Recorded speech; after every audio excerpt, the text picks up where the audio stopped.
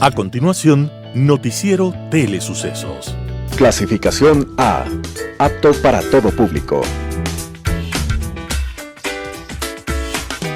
Un noticiero pensado para usted porque se lo merece.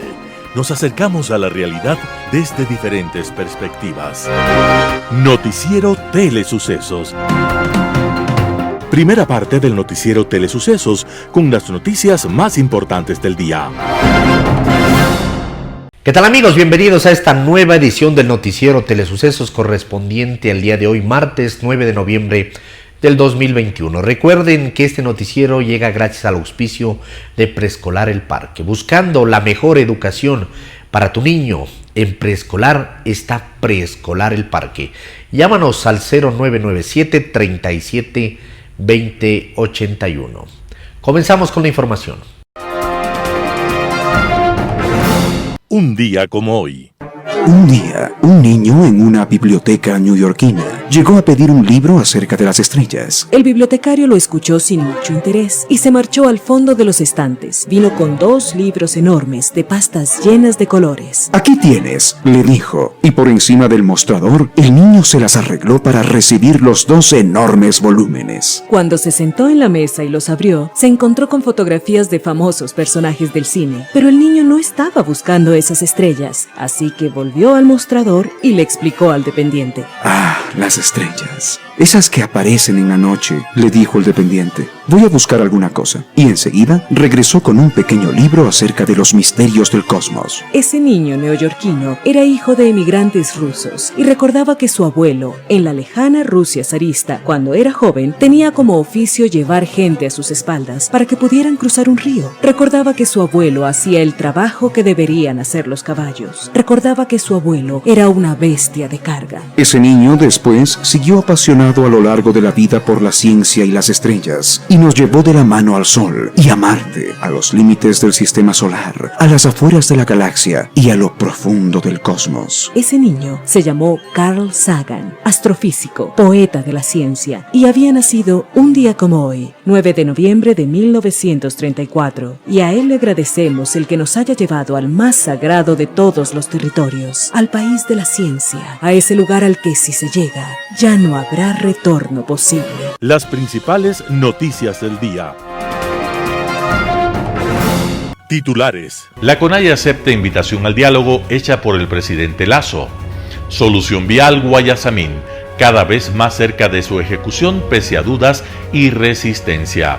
No se descarta que la explosión en las instalaciones del radar de Montecristi sea producto de un atentado terrorista. Una supuesta causal de destitución del mandatario es analizada por la Comisión de Garantías Constitucionales. En novedades legales, el presidente de la República presentó el proyecto de ley orgánica para el desarrollo económico y sostenibilidad fiscal. En el segmento de opinión, la reforma petrolera del gobierno del encuentro. En política internacional, un volcán volcánico. En los editoriales estaremos con Martín Pallares, el correísmo y Pachacutic hacen un informe golpista. Simón Espinosa, la Reserva Marina. Alberto Dajic, transparencia e inflexibilidad. José Hernández, el tufo fascista de los jueces de Lasso. En deportes también tendremos información actualizada. Noticias del día. CONAIE acepta invitación al diálogo hecha por el presidente Guillermo Lasso. Luego de realizar su Consejo de Gobierno de forma virtual, las bases de la Confederación de Nacionalidades Indígenas del Ecuador, CONAIE, confirmaron que asistirán al diálogo propuesto por el gobierno. La invitación fue hecha por el propio presidente Guillermo Lasso a través de una carta dirigida al titular de la CONAIE, Leonidas Issa. La intención del gobierno es retomar el diálogo iniciado el pasado 4 de octubre de 2021.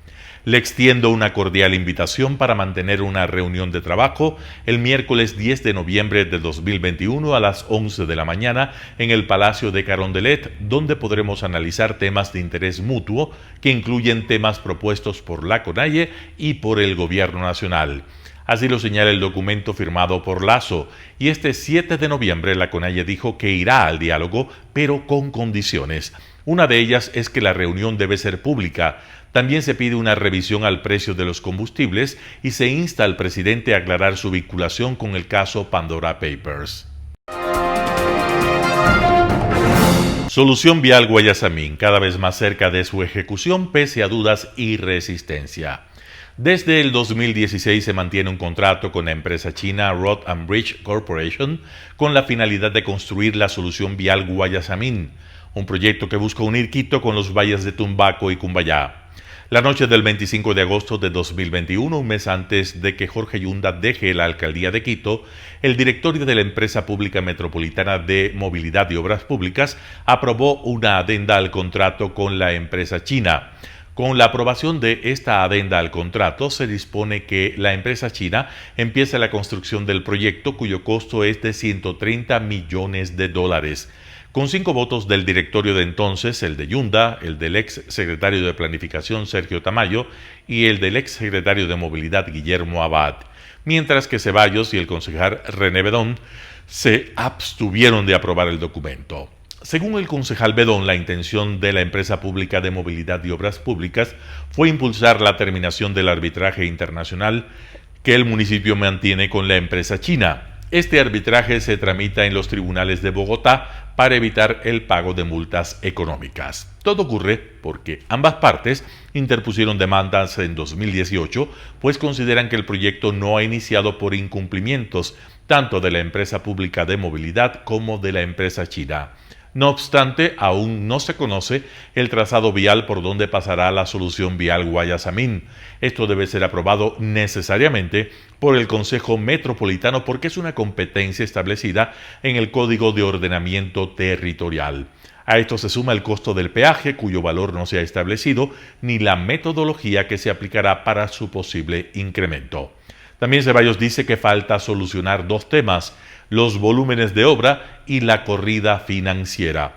Por otro lado, Martín Chan declaró que los 2 pasos elevados que se iban a construir en la Plaza Argentina serán reemplazados por pasos deprimidos para no perjudicar a los moradores de este sector. Lo que sí es una certeza es que el proyecto atravesará el barrio Bolaños. Los habitantes del barrio Bolaños aseguran que ni el municipio ni la empresa china les han planteado soluciones y por el contrario no saben qué pasará con sus casas. No se descarta que la explosión en las instalaciones del radar de Montecristi sea producto de un atentado terrorista. A través de un comunicado, el Ministerio de Defensa explica que no descarta que la explosión en las instalaciones del radar ubicado en Montecristi, Maraví, sea un posible atentado. Moradores del cantón Montecristi esperan conocer una versión oficial de lo sucedido en la madrugada del domingo en la cima del cerro de ese cantón, donde se instaló un radar para el control de actividades ilícitas. El estruendo se registró cerca de las 3:30 de este domingo 7 de noviembre y se escuchó en zonas aledañas al cerro de Montecristi. Durante el domingo, la presencia de mayor cantidad de militares y de policías llamó la atención a los comuneros, a los que declararon que las autoridades pertinentes serán las encargadas de dar mayor información. Juan Francisco Núñez, gobernador de Manabí, declaró que el fuerte estruendo en el radar habría sido generado por una presunta falla en el funcionamiento de la bomba de engranaje y se está confirmando qué específicamente generó esto, y en este momento se encuentra la policía haciendo el peritaje correspondiente en el lugar y el ministro de Defensa es la única persona que puede dar mayor información. Una supuesta causal de destitución del mandatario Guillermo Lasso está siendo analizada por la Comisión de Garantías Constitucionales de la Asamblea Nacional. Tras la investigación de los papeles de Pandora, la Comisión de Garantías Constitucionales, en su investigación sobre el presidente Guillermo Lasso en estos papeles, habría configurado una supuesta causal de destitución del mandatario, según el artículo 130, numeral 2 de la Constitución de la República. Ese artículo establece que la Asamblea podrá destituir al presidente por grave crisis política y conmoción interna. Además, con un plazo de 72 horas, concluido el procedimiento establecido por la ley, el legislativo resolverá en base a las pruebas de descargo presentadas por el mandatario. Esta comisión concluyó que el presidente no habría observado la ley al inscribir su candidatura y al relacionarlo con paraísos fiscales. El artículo 130 de la Constitución determina 2 causales para la destitución. La primera es por arrogación de funciones, previo dictamen favorable de la Corte Constitucional. La segunda causal es por grave crisis política y conmoción interna. En caso de convocar la Asamblea a la sesión para proceder a la destitución, se necesitarían 91 votos para que el primer mandatario perdiera su cargo. Si esto se concretara, asumiría el vicepresidente y en 7 días se deberá llamar a elecciones anticipadas en un plazo máximo de 3 meses para el Ejecutivo y el Legislativo.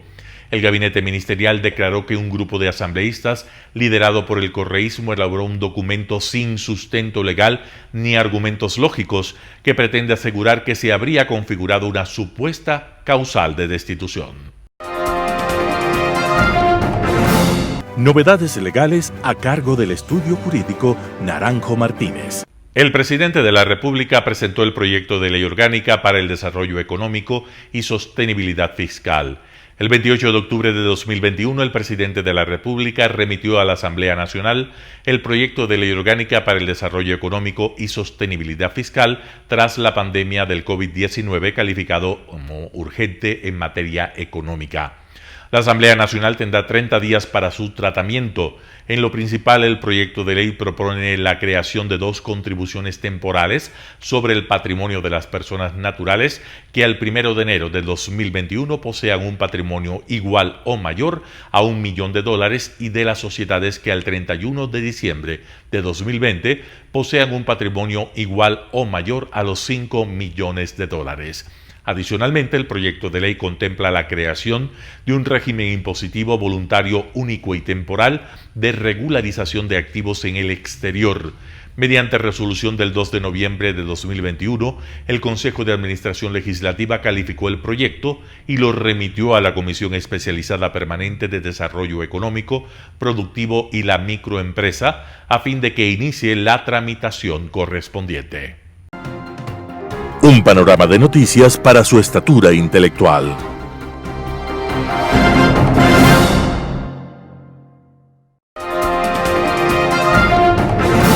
Opinión. Saludos cordiales a la audiencia.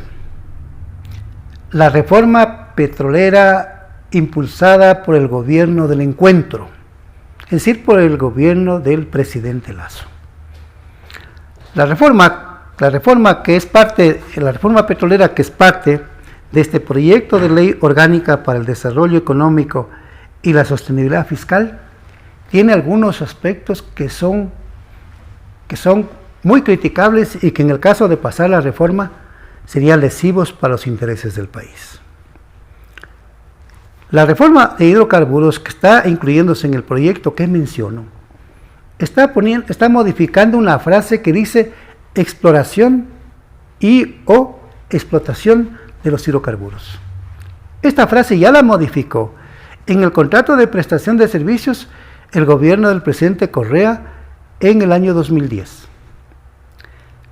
También la incluyó en el mismo sentido, modificando una parte del contrato de participación en el año 2018 el gobierno del presidente Moreno. Y esta es la tercera, la que propone el presidente Guillermo Lasso, el gobierno del presidente Lasso, para explotar los hidrocarburos, ¿ya?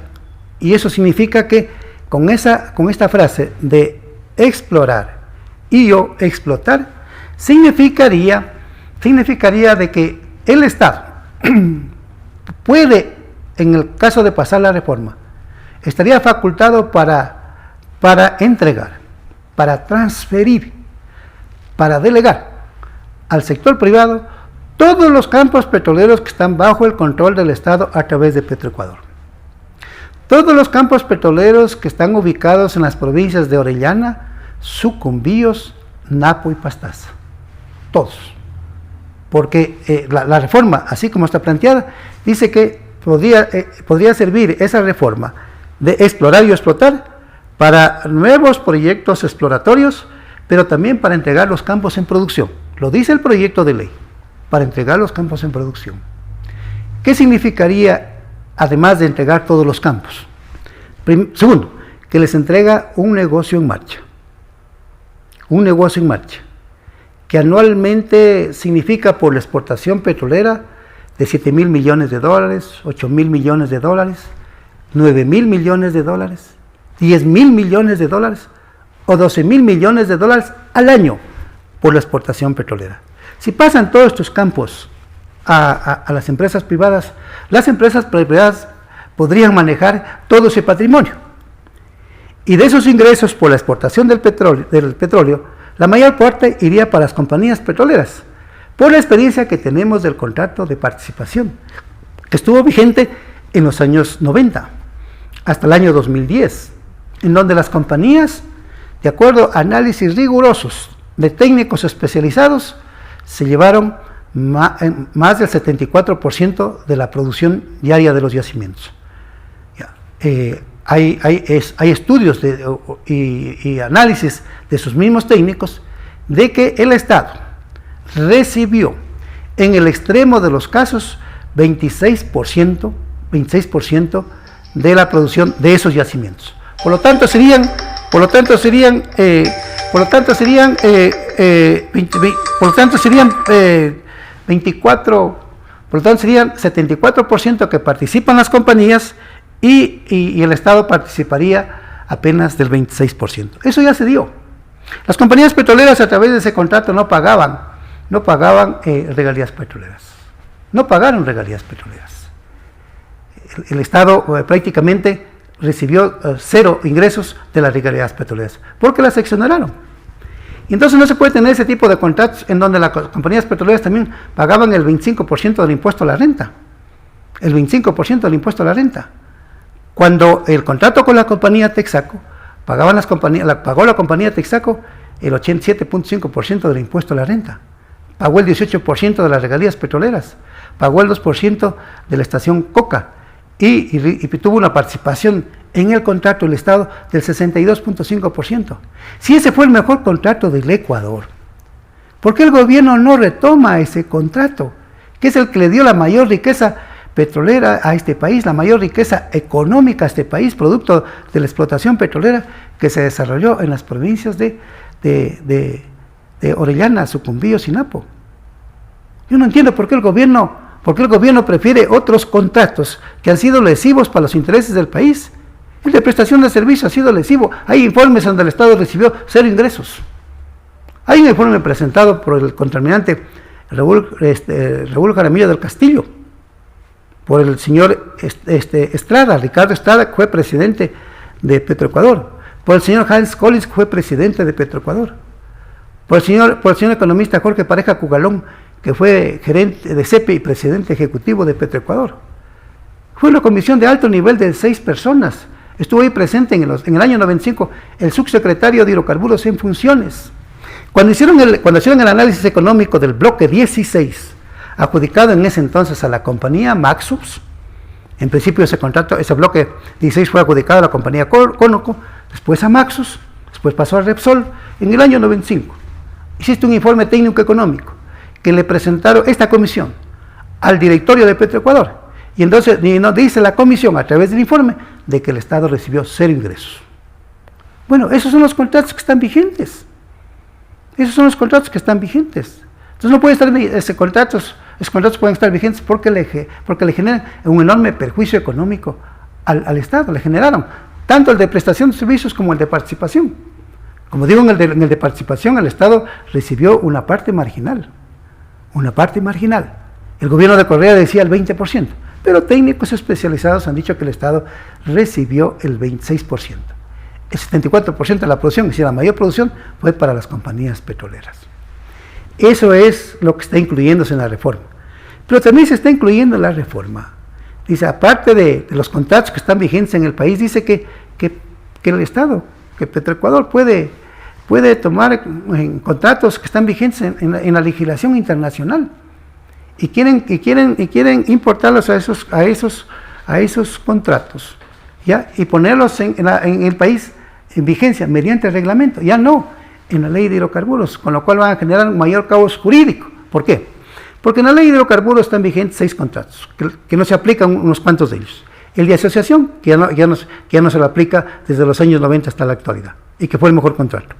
El contrato de economía mixta nunca se lo aplicó, a pesar de que está vigente en la actual Constitución, artículos 315 y 316. No se lo ha aplicado al contrato de economía mixta.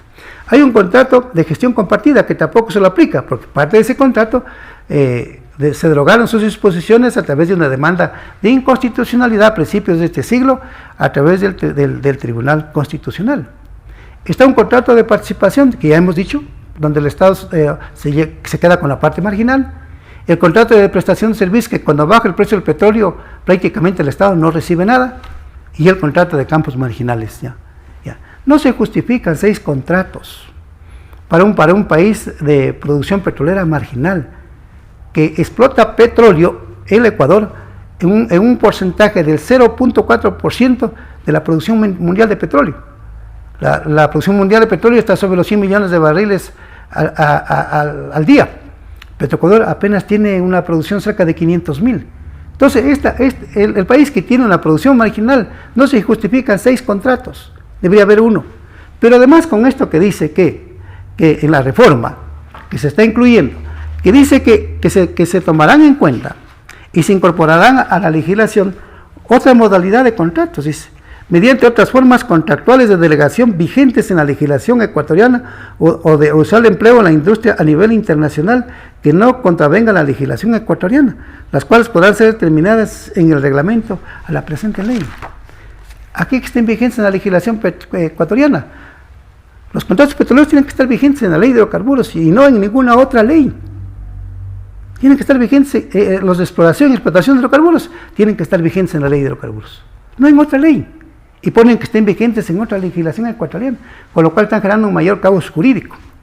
Y esto de copiar contratos que están vigentes en la legislación internacional y ponerlos en el país en vigencia mediante el reglamento, es realmente complejizar la contratación petrolera en el país. Por lo tanto, esta reforma a la ley de hidrocarburos no debería pasar en este trámite del proyecto de ley orgánica para el desarrollo económico y la estabilidad fiscal.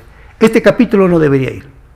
La legislatura tiene que observar bien estas reformas que están impulsándose en materia petrolera para no perjudicarlo al país, para no perjudicar al Ecuador y para no perjudicar a las actuales y futuras generaciones. Queridas amigas, queridos amigos, estaremos hablando del mismo tema, sobre la forma como avance la Asamblea Nacional en el próximo noticiero. Muchas gracias. Global Hoy con Alan Carney. Hace 107 años, el asesinato del archiduque Francisco Fernando, heredero al trono del Imperio Austrohúngaro y de su esposa, perpetrado por Gavrilo Princip, un militante de una organización nacionalista serbia, fue la chispa que incendió Europa y la precipitó al abismo de la Primera Guerra Mundial. Hace poco más de 25 años, con la disolución del Estado yugoslavo a la muerte de Tito, en medio de un conflicto terrible y sectario que dio lugar a varias guerras intestinas entre las varias etnias, religiones, culturas, que más o menos habían convivido tras la Segunda Guerra Mundial. La muerte de Tito reveló que únicamente su figura era lo suficientemente fuerte para aglutinar a esa diversidad en un solo Estado. La feroz oposición de Serbia, la más fuerte de las regiones por su población, industria y por su control de las fuerzas armadas y por ende de las armas de esa Yugoslavia en disolución, a que esta disolución se produjera fue sin duda alguna el factor determinante para las guerras civiles que reconfiguraron el mapa balcánico tras la desaparición de Yugoslavia. Los odios ancestrales, el factor religioso, la diversidad étnica, provocaron un conflicto casi tribal por su violencia, crueldad y salvajismo. Los peores pecados del nacionalismo y del fanatismo religioso, que siempre están a flor de piel cuando las tensiones crecen, fueron la norma que sería aplicada sistemáticamente, principalmente por el ejército serbio y por los paramilitares serbios armados y equipados y dirigidos incluso por oficiales o exoficiales del ejército yugoslavo. Recuerdo hace algunos años, cuando visité la preciosa ciudad de Dubrovnik en la costa del mar Adriático, declarada por la UNESCO como Patrimonio Cultural, en una pequeña cafetería preguntarle al camarero sobre sus recuerdos de la guerra. él sacó su celular y me mostró una foto del impacto de un obús de la artillería serbia en la ciudad y me dijo: ese obús cayó justo donde tú estás sentado. De una u otra manera, la mayor parte de las regiones no serbias fueron separándose y así Eslovenia primero, después Croacia y Montenegro, lograron sus objetivos y se separaron de la extinta Yugoslavia. No así la región de Bosnia-Herzegovina ni la de Kosovo. En la primera, la presencia de importantes minorías serbias y croatas en medio de los bosnios mayoritarios dio lugar a una cruel guerra que se prolongó por varios años y en la que las atrocidades, los crímenes de guerra y de lesa humanidad se volvieron la norma. El ejército y las milicias serbobosnias emprendieron una campaña de terror para expulsar o exterminar a la población bosnia de los distritos de mayoría serbia, llevando adelante una limpieza étnica a gran escala que culminaría con el genocidio de Srebrenica, donde más de 8.000 varones bosnios son asesinados y enterrados en fosas comunes, trayendo de vuelta los más terribles recuerdos de medio siglo antes, durante la Segunda Guerra Mundial. Otra suerte aguardaba a las niñas y mujeres bosnias violadas a mansalva por las fuerzas serbias. Estos hechos fueron llevados a las Cortes Internacionales de Justicia, donde la contundencia y la abundancia de las pruebas de semejantes conductas determinaron su calificación como lo que fueron: genocidio, crímenes de guerra y crímenes contra la humanidad. Varios de los comandantes serbios que dirigieron estas detestables acciones contra la población civil fueron condenados y purgan hasta ahora penas de prisión por sus crímenes. Incluso se juzgó al líder político serbio Slobodan Milosevic por su instigación y condonación de estas conductas inaceptables por sus tropas y sus comandantes. En Kosovo, años más tarde, se produjo una similar actuación de parte del ejército y los paramilitares serbios, empeñados en mantener bajo su dominio un país donde más del 90% de la población es de etnia albanesa. Nuevamente, las atrocidades serbias motivaron la intervención de la OTAN y el nacimiento del Estado kosovar.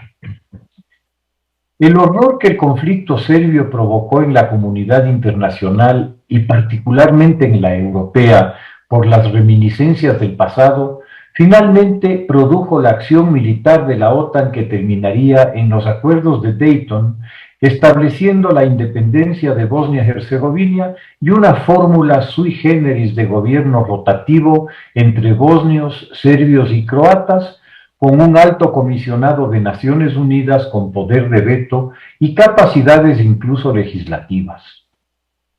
Prácticamente desde un principio, los grupos ultranacionalistas serbios, tanto en Bosnia como en Serbia, se han empeñado en negar los crímenes cometidos por sus líderes y sus correligionarios, así como la evidencia de los mismos, y han emprendido acciones que conducirían a la secesión de las regiones bajo su control en una república separada que tiene ya hasta nombre, la República Srpska, y capital de facto, Banja Luka. Su líder, Milorad Dodik, ha provocado un bloqueo institucional a raíz de la decisión del alto comisionado anterior, el austríaco Valentín Inzko, en julio pasado, de una reforma al Código Penal que castiga con cárcel la glorificación de criminales de guerra y el negacionismo de los crímenes contra la humanidad y de guerra cometidos en Bosnia.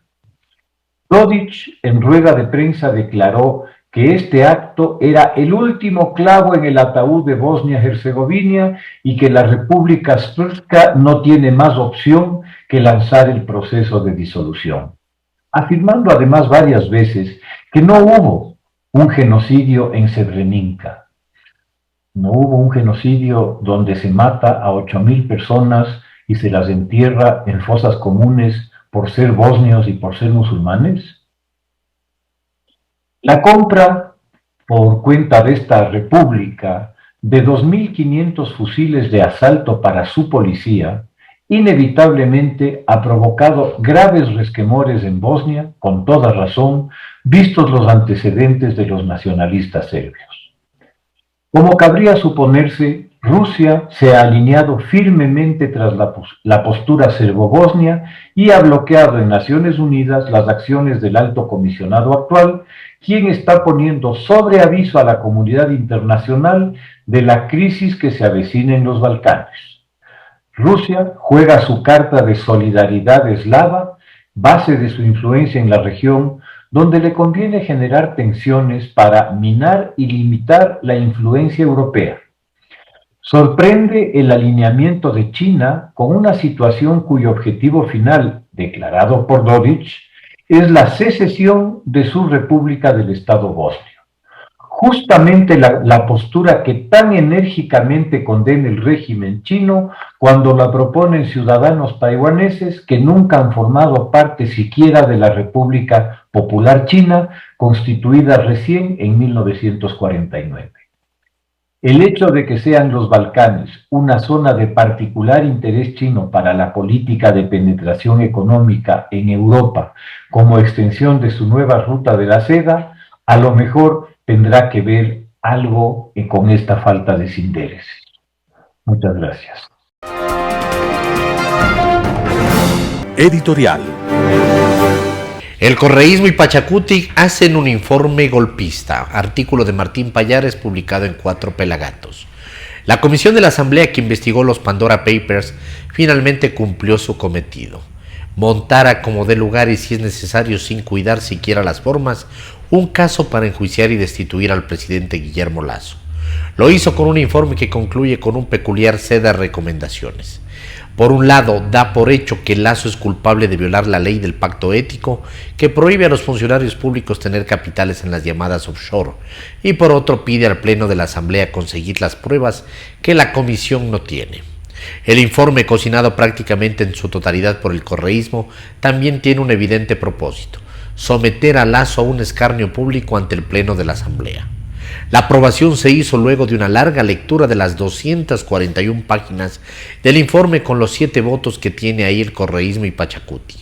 Se hizo además con una particularidad insólita porque, a pesar de la trascendencia de lo que ahí se trataba, que tiene relación con un eventual juicio político al presidente de la República, no hubo debate. El presidente de la comisión, Fernando Cabascango de Pachacuti, no lo permitió. Una vez leído el texto se procedió a la votación y punto. El informe concluye en 2 puntos que son claves para justificar el juicio político, cuyo evidente propósito es destituir a Lasso. Sus autores tratan a la brava de sustentar la tesis de que hay una supuesta conmoción social en el país. Es la única causal que, de acuerdo a la Constitución en su artículo 130, les permitiría hacer el juicio sin la autorización de la Corte Constitucional. Contra de toda evidencia afirman que la publicación de los Pandora Papers ocasionó una situación social que ha hecho que la gobernabilidad sea imposible, poniendo en riesgo incluso la existencia del Estado. Debemos reiterar que la conmoción interna que vive el país se expresa por un sinnúmero de signos y síntomas que de manera concurrente y simultánea se encuentran en la realidad nacional y que fueron gravemente afectados luego que se develaron las investigaciones de los Pandora Papers. Lo dicen como si fuera evidente que el país se encuentra en la situación que describen. Luego, en las recomendaciones, insisten en la supuesta conmoción social. Existe un escenario de crisis de gobernabilidad porque en este contexto el presidente de la República no tendría margen de maniobra para llevar adelante el Plan Nacional de Desarrollo y su credibilidad social se desplomaría.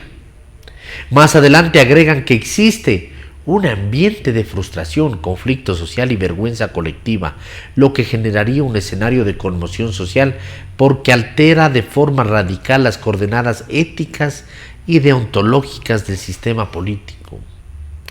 La segunda tesis, totalmente montada en sus recomendaciones, es que Lasso violó la llamada ley de pacto ético. En ese sentido, la primera recomendación del informe, que en realidad no es una recomendación, sino una afirmación, De hecho, en el borrador constaba como una conclusión. Dice que Lasso ha inobservado el mandato de la consulta popular sobre paraísos fiscales del 2017. Lo dicen como si lo hubieran demostrado, lo cual nunca hicieron. La redacción y el espíritu de estos dos puntos del informe parecen estar perfectamente alineados con el tono y el contenido del mensaje que Rafael Correa divulgó horas antes en un video. En él habla de una vergüenza internacional. Por el caso insinúa la necesidad de que Lasso sea separado del cargo porque, según él, ya no tiene capacidad de gobernar. Aparte de estos dos puntos incluidos en el capítulo de las recomendaciones, el resto, en total son 6, buscan que Lasso sea sometido a una suerte de lapidación pública. La segunda, por ejemplo, dice que el Pleno apruebe una resolución que disponga que en el plazo de 48 horas el presidente de la República comparezca al Pleno de la Asamblea para que cumpla con la entrega de la información solicitada y responda a las preguntas de todos los legisladores. Esto a pesar de que en la Constitución no existe un solo artículo que faculte a la Asamblea a obligar al presidente a comparecer ante el Pleno, si éste no está sometido a un juicio político. La tercera recomendación también va en la línea de conseguir la información que no tuvo la comisión para establecer con pruebas que Lasso violó la ley.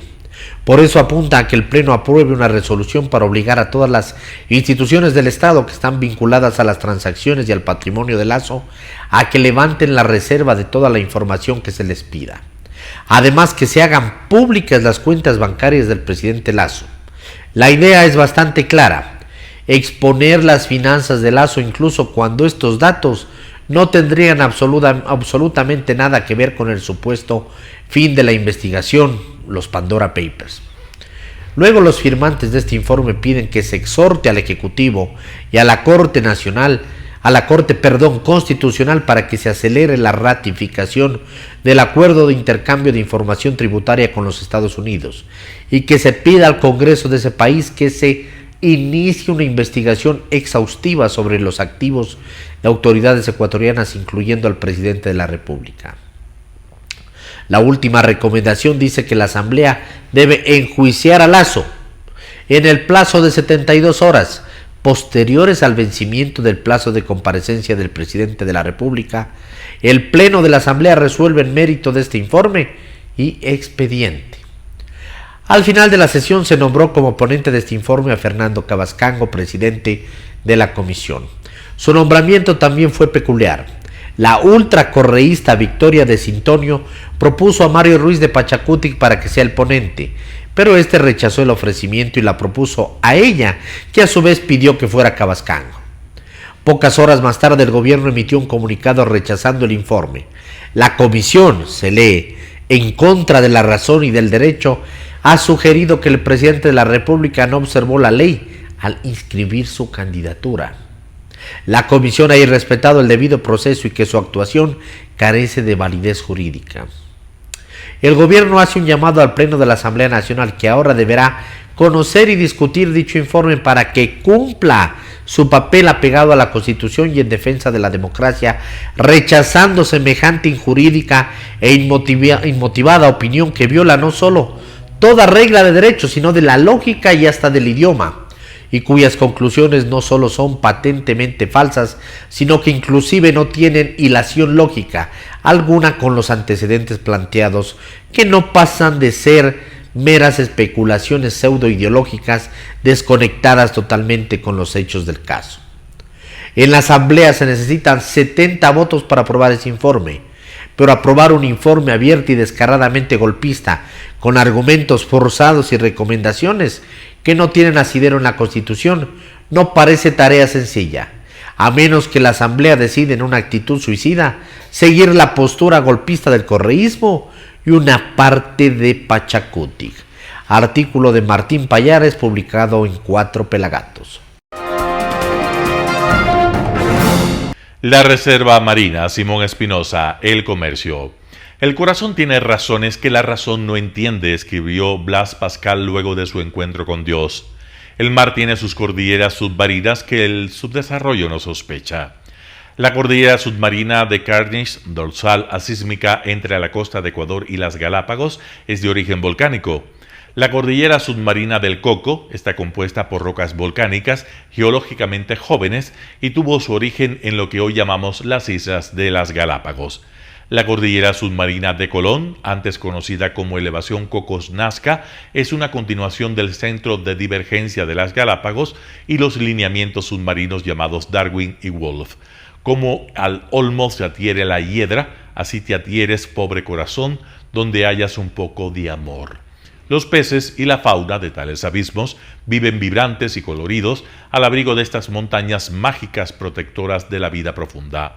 De 133.000 kilómetros de zona protegida, la Reserva Marina Ecuatoriana crecerá a 193.000 kilómetros cuadrados, 60.000 kilómetros más por obra y gracia de la decisión del señor presidente Guillermo Lasso, a quien califican despectivamente de solo bachiller algunos de sus adversarios políticos, aguas malas cargadas de títulos y que a veces escriben vaca con B de burro. Gran labor de nuestro mandatario en Glasgow, Escocia, en pro de la ecología y la economía, primas hermanas entre sí y sobrinas de la madre naturaleza. En 1952, Chile, Ecuador y Perú establecieron como norma de su política internacional marítima la soberanía y jurisdicción exclusivas que a cada uno de ellos corresponde sobre el mar que baña las costas de sus respectivos países hasta una distancia mínima de 200 millas marinas desde las respectivas costas. Esto es parte de la Declaración sobre Zona Marítima de Santiago.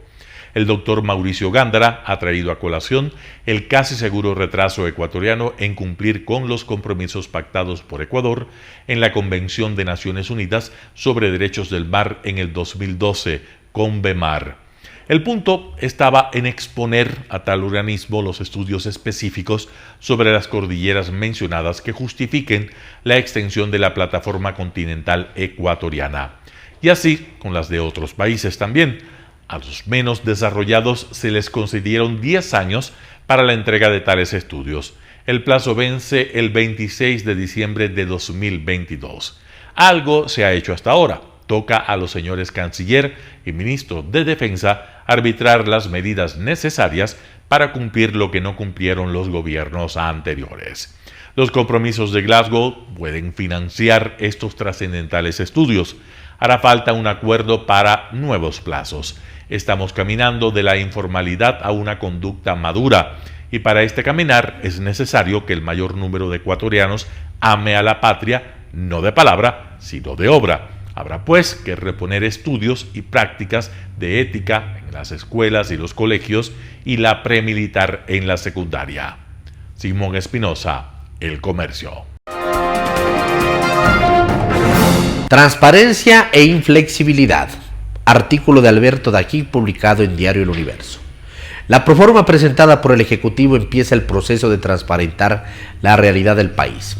Así, por ejemplo, alrededor de 1.500 millones de dólares que eran antes considerados gastos de inversión, ahora son colocados correctamente como gasto corriente.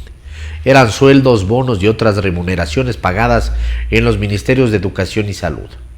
Y como en la época de las FARC, Familia Revolución Ciudadana, la contabilidad era lo que la omnímoda voluntad del Ejecutivo indicaba, entonces mágicamente se inflaba la inversión. Sin embargo, muchas otras cosas quedan por sincerar, y la más importante, aquello que el Estado debe, pero que el Ministerio de Finanzas no tiene registrado. Y esto es muy grave.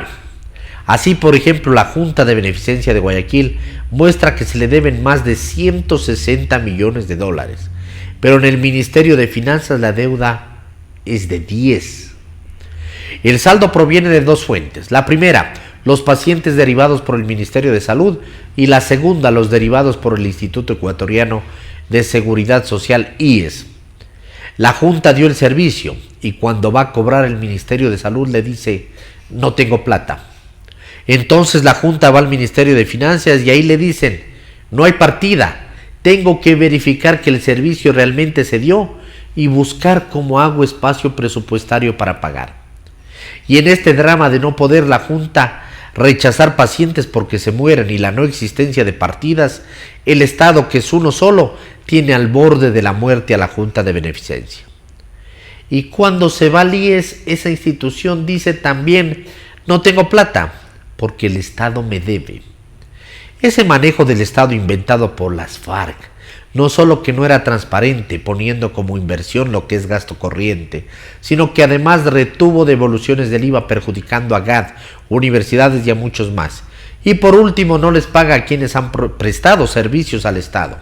Pero además existen pendientes de jubilaciones, pagos de sentencias judiciales que el Estado debe cumplir y muchas cosas más.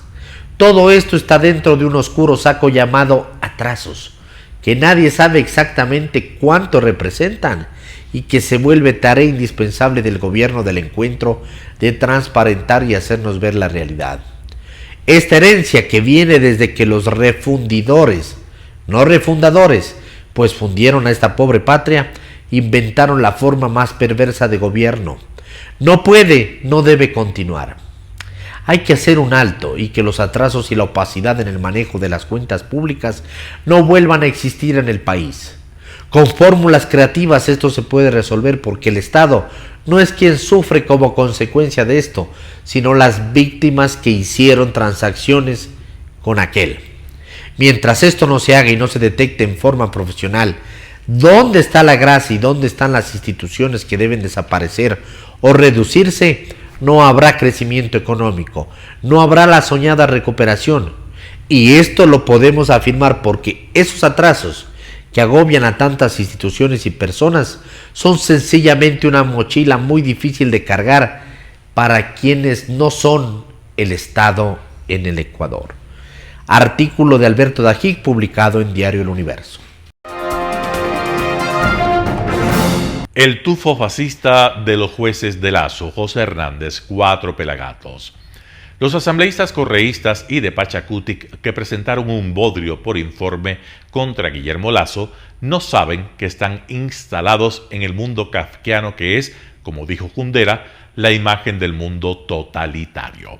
Al final del proceso, una de las obras icónicas de Franz Kafka, el lector entiende que el protagonista estaba condenado desde el momento mismo de iniciar el procedimiento. Y esto está contenido en la primera frase. Alguien tenía que haber calumniado a Joseph K., pues fue detenido una mañana sin haber hecho nada malo. El proceso se inició antes de ser detenido. En el caso de Lazo ocurre exactamente igual. En la resolución de la Asamblea Nacional del 7 de octubre se lee: requerir a la Comisión Especializada Permanente de Garantías Constitucionales efectúe la investigación correspondiente del caso denominado Pandora Papers por ser un hecho de gran interés ciudadano que ha generado seria conmoción social.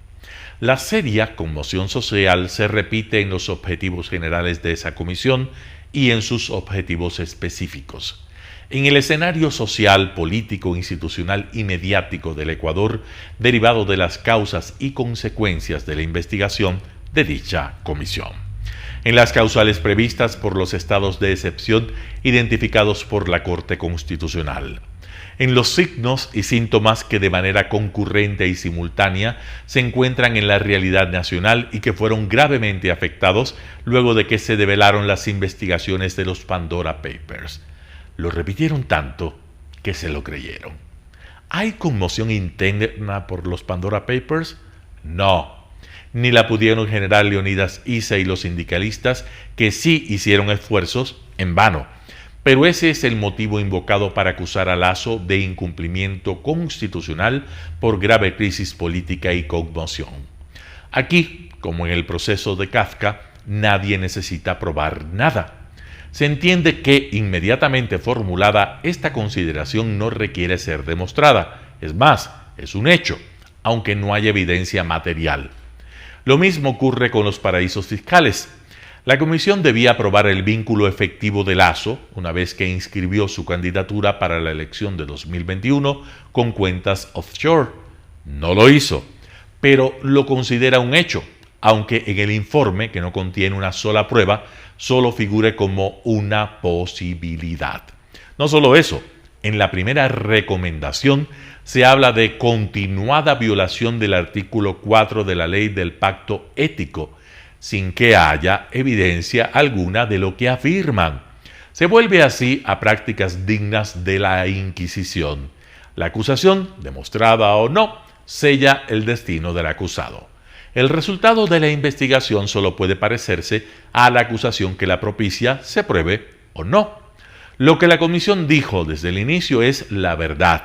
Nada puede contrariarla y solo eso puede ser verdad. Correístas y asambleístas de Pachacutic siguen el patrón de los regímenes totalitarios y fascistas. La razón política se vuelve verdad indeclinable. Solzhenitsyn mostró en sus obras que los tribunales soviéticos nunca se equivocaban. Costa Gravas denunció en 1970 en la película La Confesión las prácticas establecidas por el estalinismo en los países del este. Arthur London, viceministro de Asuntos Exteriores, fue acusado en los procesos de Praga de conspirar contra el Estado. Fue detenido, torturado, condenado a cadena perpetua y luego rehabilitado. Nunca se supo de qué lo acusaban, y el juicio, en el cual fueron procesadas otras 13 personas, de las cuales 11 fueron condenadas a muerte, mostró las técnicas del estalinismo para que los acusados se autoincriminaran. Esa es la posibilidad que la comisión ofrece ahora a Guillermo Lasso en su informe que debe ser aprobado por el Pleno. Que Lasso vaya a la Asamblea a confesar lo que ellos quieren oír y fueron incapaces de probar. Que vaya a ser objeto de una metamorfosis tal y como Kafka describió acá, convertido en lo que la comisión da por sentado que él es, aunque nunca nadie lo haya demostrado. Ese es el daño irremediable que estos 6 asambleístas, correístas y de Pachacutic han hecho a la democracia. Instalar en la práctica política un sistema para metamorfosear a sus adversarios, en este caso a Lasso, cubrirlo de mentiras, de insinuaciones, medias verdades, sospechas que se dejan flotando sin importar si las prueban o no. El resultado es que aún en el caso de que el investigado resulte inocente, no sea absuelto, salga manchado, muerto civilmente o destituido de la presidencia de la República. Además, destruir su vida privada. Por eso quieren que cuente todos tus secretos, aunque mucho de lo que sueñan preguntar sea ajeno a la investigación que ya concluyó y que ahora quieren que el Pleno haga en una sesión. El mensaje es claro: Lasso, pero puede ser cualquier ciudadano, debe ser culpable por las buenas o a la brava. Eso lo determinan ellos, no los hechos. Así, en Ecuador, los adoradores del totalitarismo, correístas y de Pachacutic, intentan un golpe de Estado recurriendo a prácticas medievales. Quieren que la carga de la inocencia, aunque ellos no demuestren delito o irregularidad alguna, recaiga sobre el condenado. Y que, como en el medioevo o en los regímenes totalitarios y fascistas, sus víctimas se sometan ante pruebas no racionales que desembocan, como no puede ser de otra manera, en su condena. El reto de la Asamblea es ese: evitar que esos totalitarismos devuelvan al país siglos atrás. Eso es lo que está en juego con ese bodrio que parieron y que quieren que los demócratas avalen como un gran informe. Impresentables. José Hernández, 4 Pelagatos. Deportes. Hola gente, mi nombre es José Bravo, un día más en los deportes. Faltan apenas 2 fechas para que la segunda etapa del fútbol ecuatoriano termine y ya se empiezan a definir los posibles finalistas y los diferentes clasificados a torneos internacionales. En primer lugar, Independiente del Valle venció 2-0 a Guayaquil City y parece tener un pie y medio en la final del fútbol ecuatoriano. Recordemos que Independiente del Valle ya ha llegado a finales de torneos internacionales y ha ganado un torneo internacional como es la Copa Sudamericana. Pero parecía en estas últimas 5 o 6 fechas que los fantasmas del pasado volvían a estar presentes, ya que Independiente del Valle estaba perdiendo puntos muy infantiles ante rivales como 9 de octubre o Técnico Universitario, pero parece que la victoria ante Liga de Quito lo catapultó y recuperó nivel para de esta manera estar cada vez más cerca de su objetivo. Y hablando de Liga de Quito, el conjunto albo empató 1-1 ante Delfín este fin de semana y de esta manera se despide de cualquier posibilidad para poder clasificar a Copa Libertadores de América.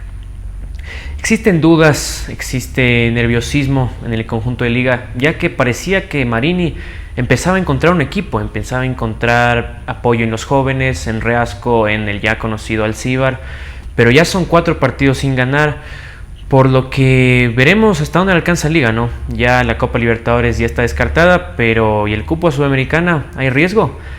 Esperemos a ver cómo termina el conjunto albo. Otro equipo que venía sin conocer la victoria desde hace mucho tiempo es el conjunto de Barcelona, que para su suerte, gracias al calendario, enfrentaría al ya descendido Olmedo y conseguiría una victoria muy importante de 2-0. Un año muy regular para el conjunto amarillo, ya que asimismo como tuvo un excelente desempeño en la Copa Libertadores de América, quedando entre los 4 mejores, la plantilla da para más. La plantilla de Barcelona da para más, para estar sufriendo por un cupo a Copa Libertadores, que es el torneo más preciado de cualquier equipo de América.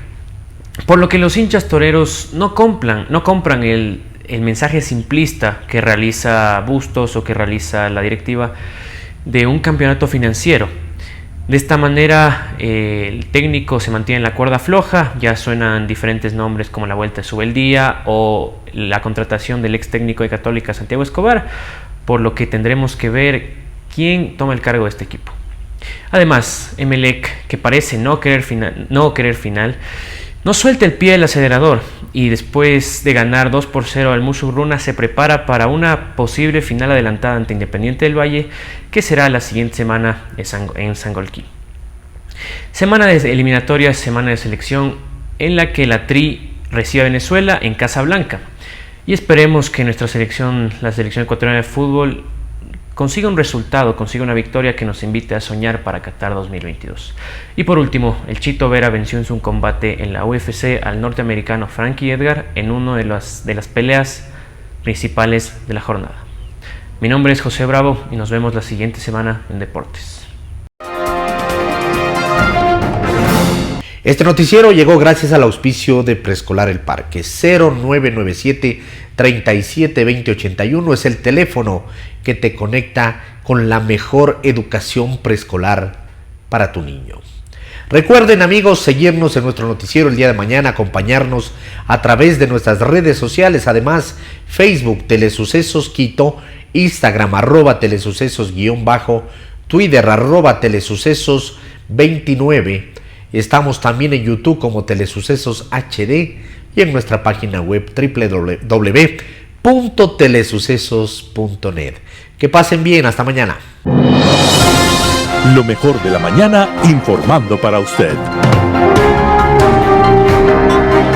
Noticiero Telesucesos.